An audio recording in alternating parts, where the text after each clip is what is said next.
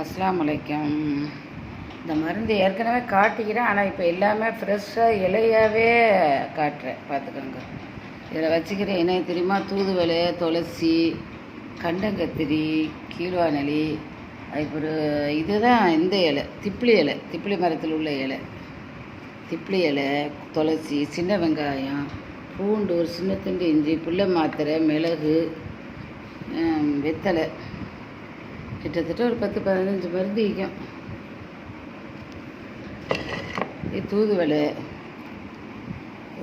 இது கண்டங்கத்திரி, தூதுவளை எடுத்து வச்சு காட்டுறேன். இதுதான் திப்பிலி இலை, திப்பிலி மரத்தில் உள்ள இலை.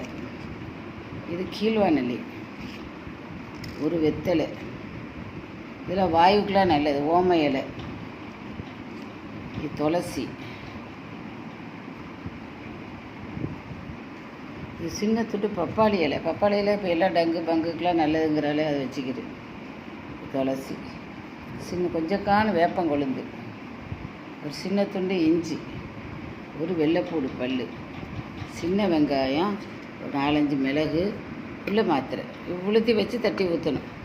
எந்த நோயாக இருந்தாலும் கேட்டுக்கிறோம். பென்சிலின் போட்டால் எல்லா நோய்க்கும் கேட்குமோ அதை போல்.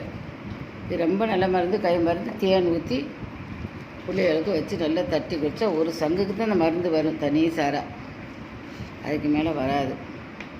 இந்த மாதிரி செஞ்சு கொடுங்க. சளி பயிர் இப்படி இடைக்கிட வாரத்துக்கு ஒருக்கா 10 நாள் கொடுங்க, ஒரு ஆபத்துமே வராது. நம்ம மெடிசன்லாம் கொடுக்குறோமே அதெல்லாம் கொஞ்சம் மறதியல் பிள்ளைகளுக்கு ஏற்பட்டு இதிலேயே வளங்க. இவ்வளோ மருந்து காட்டிக்கிறேன். எத்தனை மருந்து நான் சொல்கிறேன், நீங்கள் அது நீங்களே எண்ணி பார்த்துக்கோங்க. அஸ்ஸலாமு அலைக்கும். லைக் பண்ணுங்கள், ஷேர் பண்ணுங்கள், சப்ஸ்கிரைப் பண்ணுங்கள்.